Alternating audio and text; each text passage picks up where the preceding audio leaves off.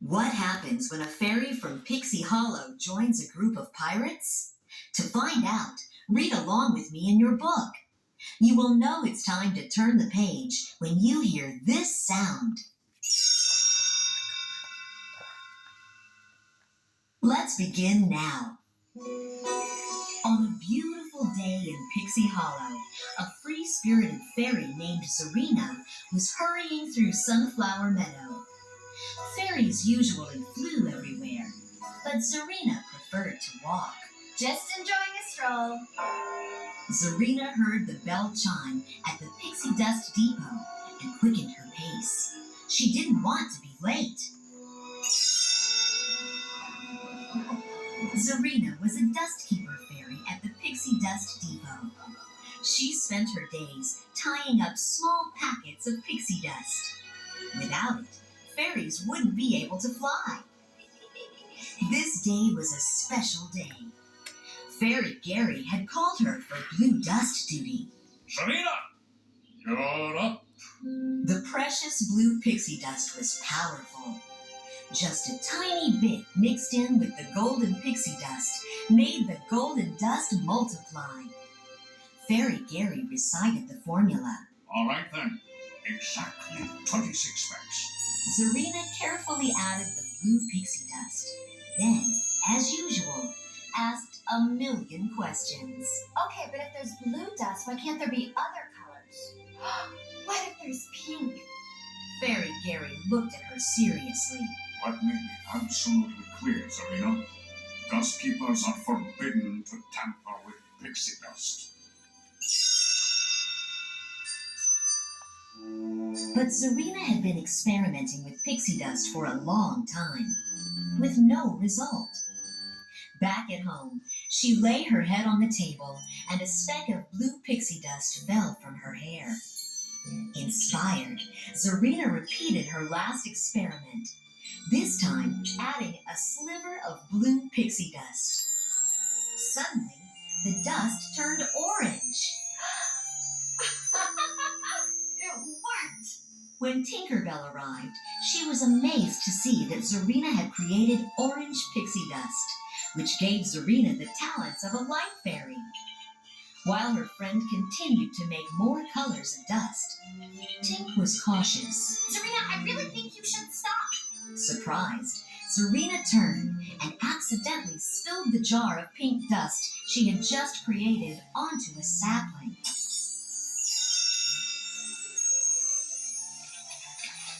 Vines grew everywhere, out of the cottage and across Pixie Hollow, where they burst through the walls of the Pixie Dust Depot.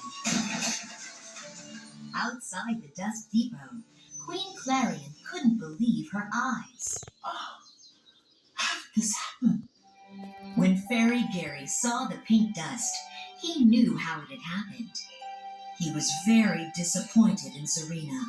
You were told not to tamper with pixie dust. I think it's best if you don't come in at all. With a heavy heart, Zarina packed her things and flew away. 1 year later, all of Pixie Hollow gathered for the Four Seasons Festival. Tink and her friends, Fawn, Vidia, Silvermist, Rosetta, and Iridessa, were backstage at the amphitheater getting ready to perform.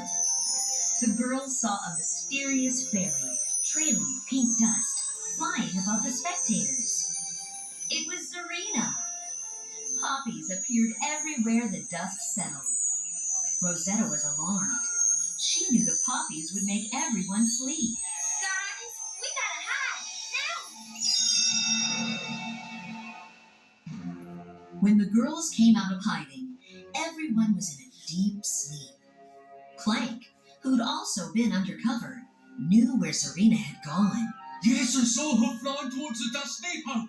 At that very moment, Zarina was opening the chest that held the basin of blue pixie dust. She smiled as she picked up all of the blue dust and flew off. Tink didn't know why Zarina would take the blue pixie dust. We have to find her. As they reached the coastline, Tink could see a pirate ship with a rowboat heading for it. A faint blue glow came from the rowboat. They must have captured her, forced her to take the dust. Tink and the fairies peeked into the rowboat and saw Zarina hold up the blue pixie dust. The pirates cheered. One grinned at Zarina. Your plan worked perfectly, Captain. Tink couldn't believe it. Oh, let's just get the dust and get out of here. The fairies used their talents to confuse the pirates and grab the dust. But Zarina chased the girls and threw multicolored dust at them. The fairies fell backward, right into a waterfall, and Tink lost her grip on the blue pixie dust. When the girls came to, they found that Zarina's dust had switched their outfits and their talents. Rosetta was the fairy who was the most upset. Look at my outfit! Orange is not my color! It took a while to adjust. Tink, now a water fairy, finally figured out how to part the waterfall, but only for a short time. The water pushed the girls down a leaf slide and onto the beach. Rosetta landed on a strange rock and heard a crack. Except it wasn't a rock at all. It was an egg. Out wriggled a cute baby crocodile. Even though Rosetta was now an animal fairy, she backed away. Nice little harmless, sharp-toothed, hungry crocodile. The baby croc grabbed Rosetta and gave her a big kiss. But now the pirate ship was gone. Silver Mist used her new fast-flying talent to zoom into the sky. You guys, I saw it. The ghost. Let's go. But the other fairies couldn't fly. Their wings were still wet. Vidya, with her new fondness for tinkering, crafted the croc's eggshell into a boat.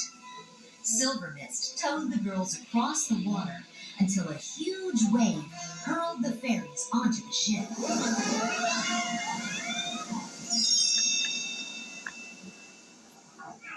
Tink and the girls hid as the pirates, led by James the cabin boy, toasted Zarina.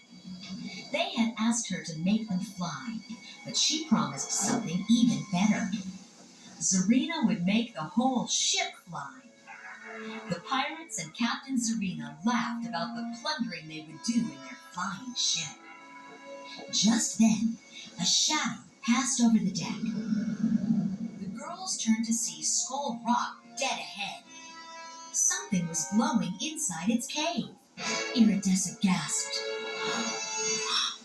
It looks like Rosetta finished her sentence. the pixie dust tree back home.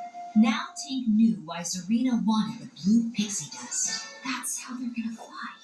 She's gonna make pixie dust.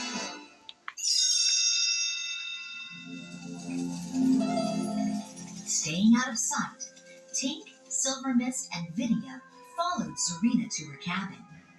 She was preparing the blue pixie dust for the tree. James set a plate of food in front of her, watching as Zarina worked. So the secret is the infusion of the blue dust directly into the tree. Very impressive, Captain. Zarina flew up into the pixie dust tree with a vial of blue pixie dust.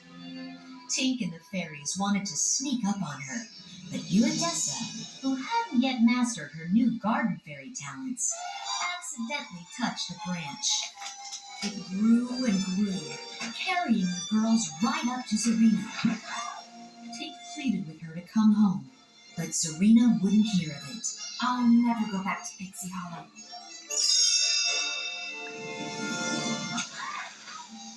Suddenly, Tink and the others were scooped up in nets by the pirates. They were taken to the galley, where the cook put them in an old crab cage. The girls tried their best to escape, but the cook saw them and dropped a sack of potatoes on the cage to hold them in place. Vidya sighed. Anybody else got an idea? Meanwhile, Zarina added the blue pixie dust to the tree. Golden pixie dust flowed from the tree into a barrel. James was in awe.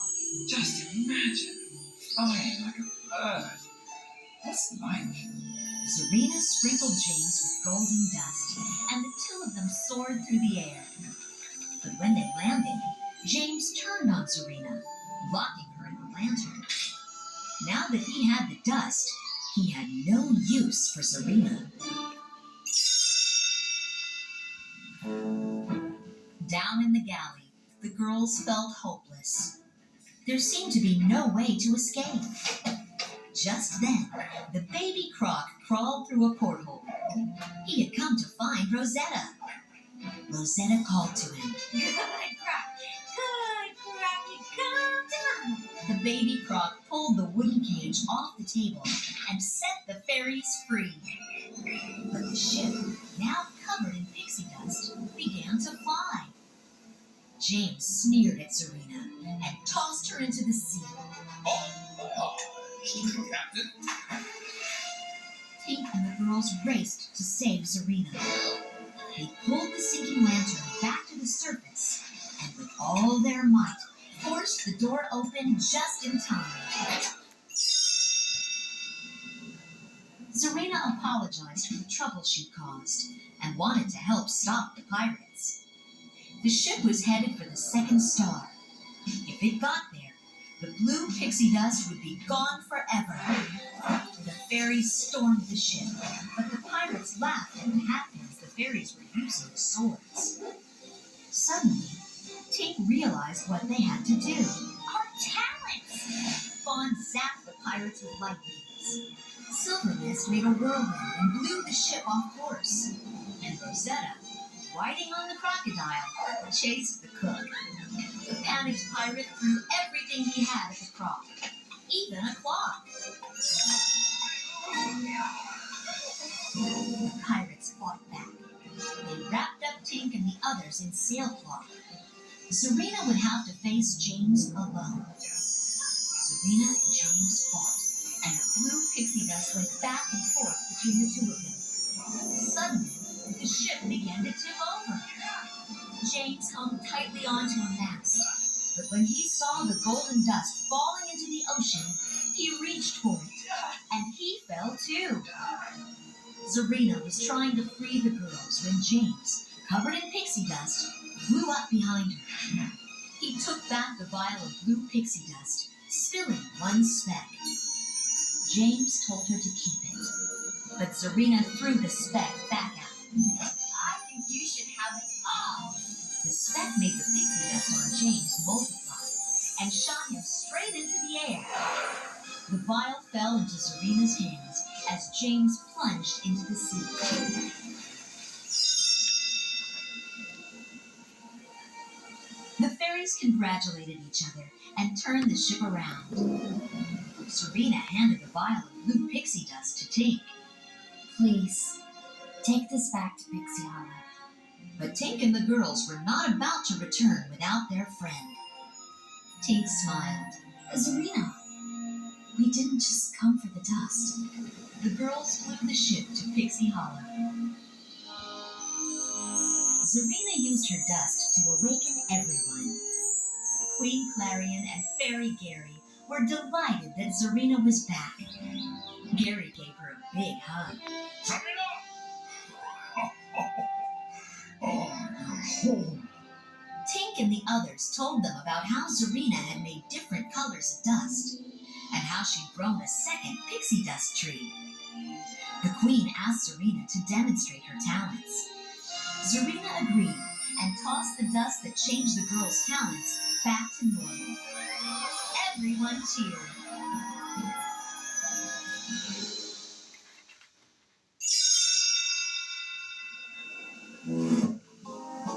Far from Pixie Hollow, James was still adrift in the ocean when another pirate ship pulled alongside him.